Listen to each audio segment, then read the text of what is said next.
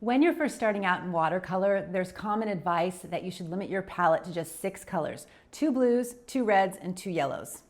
And in the beginning, I think that's good advice because it really forces you to experiment and do a lot of color mixing, and you start to get a sense of the things that you like and your own personal palette and style.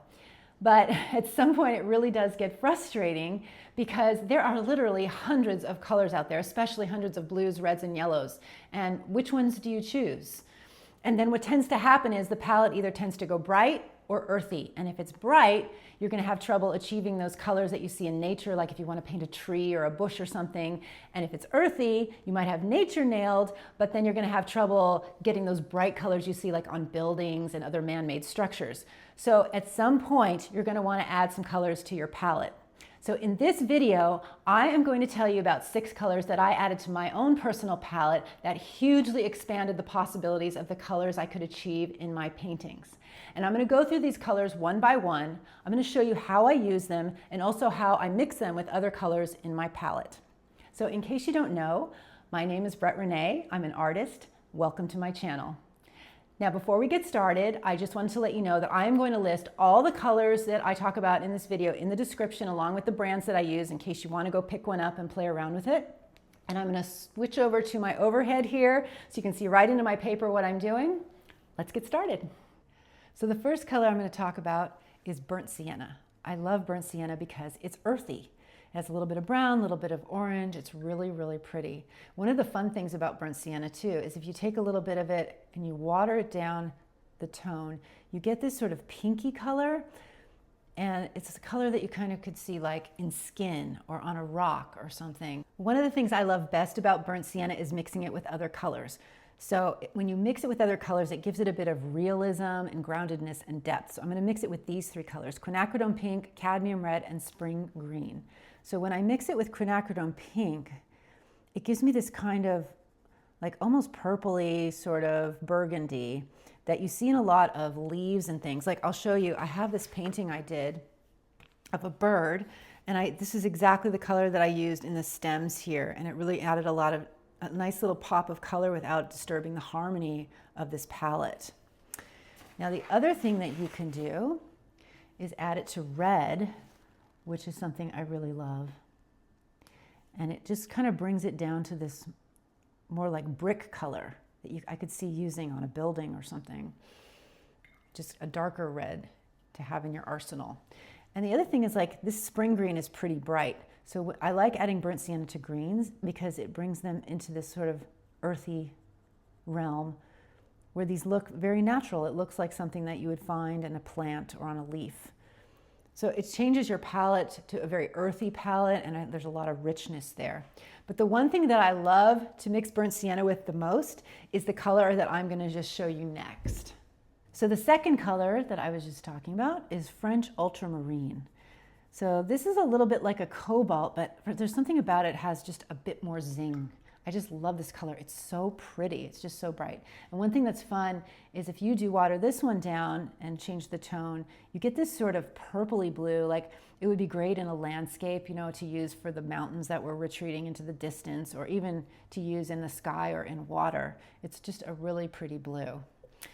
And now I want to show you how it works with burnt sienna, because these 2 colors together are just some of my favorite things in my palette because I use them all the time.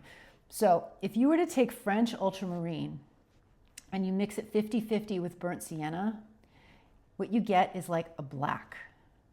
I don't know if I did it enough, but you can kind of see, you just get this black color. And depending how strong you add your paint, you can get it really, really dark. Now the other thing is, if I add more of the burnt sienna than I add the French Ultramarine, then I get this really nice brown color. It's a really rich brown. And that's really pretty, like you could use it for wood or trees or whatever. It's really pretty. And then the other one is, if I add more blue to it than the burnt sienna, if I add more of the French Ultramarine blue, you get this really pretty gray color. It's like you could use this one for shading things. It's something you see a lot in Europe. It just reminds me like of how the shadows hit the buildings like in Paris. Now you can get some really beautiful greens with French Ultramarine. You can add it to actual green like spring green, and you get this like turquoisey kind of green color, it's really pretty. But the other thing you could do is make an actual green with yellow. So if you added French Ultramarine to Aurelian yellow, you get a little more of an earthy color. It still has a little bit of that vibrancy. So really, really nice. Okay, color number 3 is New Gamboge. I love this color. It reminds me of egg yolk. And it's just a fun color. I don't know why, but I love this color so, so much. And when you water down this color, you get this really kind of vibrant yellow that it has a bit of softness in it that looks really good like as artificial light, or maybe in a house, like behind a window at night. It also looks great like in a sunset at the horizon. Okay, so here's 3 colors that work great with New Gamboge, and it's going to keep it into the yellow and orange palette here, but this is really fun. So if you add Pure Orange to it, you get this sort of bright orangey color.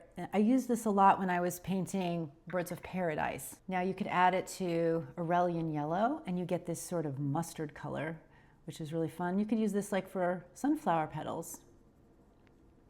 Really pretty. And one other thing you can do is add it to ochre, and you get this really sort of amped up gold. So it's more like a dark, little bit brighter ochre, almost antique gold. Okay, so the next color I want to show you is Opera Pink. This is so much fun. So this is like a neon color. And you do have to be careful with this color because it does pull a lot of focus, but it mixes great. It amps up colors really well, and it's just a lot of fun. And I'll show you one way that you could use it. I'm just gonna paint just a little like cherry blossom branch here just to kind of show you, just for fun, like how you could play around with this. And then I'm gonna add a little quinacridone pink here, like in the cherry blossoms. And remember, there's a lot of white that goes in cherry blossoms too, so maybe smear some of that there. A little bit lighter areas. Okay. And then I'm gonna add a little bit of, let's see, a little bit of black for it's very loose. So just a little branch there. You can just see how it could really amp up the color in a flower composition. Okay, so I'm going to show you what happens now when I add opera to these colors, all of which we've already talked about in this video. So this is the burnt sienna, and when I add it to that, I get this sort of salmony color. It's kind of fun. It still stays earthy, but you can see how it's just bringing a nice little bit of pink tinge to it. The next one is the French Ultramarine. So when I add it to that, I get this beautiful purple color. It's just a really nice soft purple. Now, if I add it to quinacridone pink, I get hot pink, which is really hard to achieve in any other way except with this neon color put into it. And it's really, really fun. And then if I add it to New Gamboge, I'm going to get this sort of electric orange, which is really, really neat. I could see using this even on like an orange peel or a skateboard or just something. It'd be a lot of fun. Color number 5 is Cobalt Teal Blue. And honestly, I use this color more on its own than I mix it. It's a really nice light turquoise, and you find it a lot in architectural details, like in doors and window panes. And when you water this down and bring the tone down, you get this really glassy color that works great in windows or even in the sky or in water.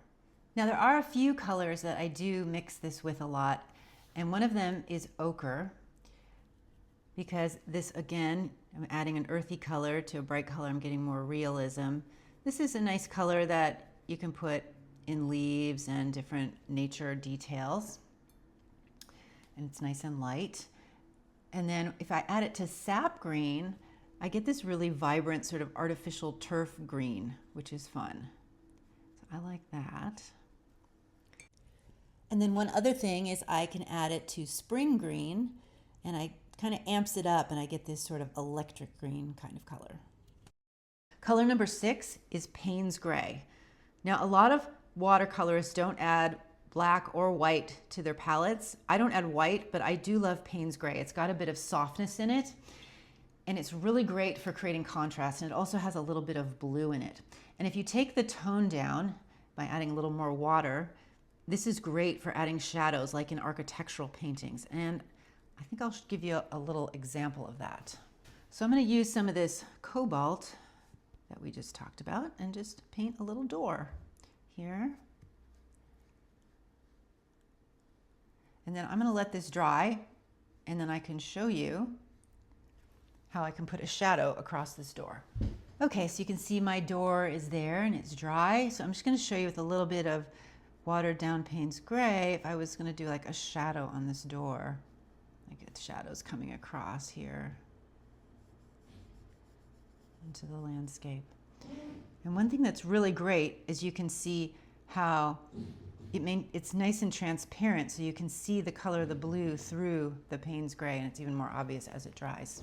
And like I said, the Payne's gray is great for creating contrast. So for instance, like if I was painting a tree, for instance, in this sap green, well, if I just paint it all in that color, there's not going to be any definition of the foliage. So I could add some Payne's gray to the sap green to create a darker green, and that'll create the contrast. So we have these two greens together for the tree.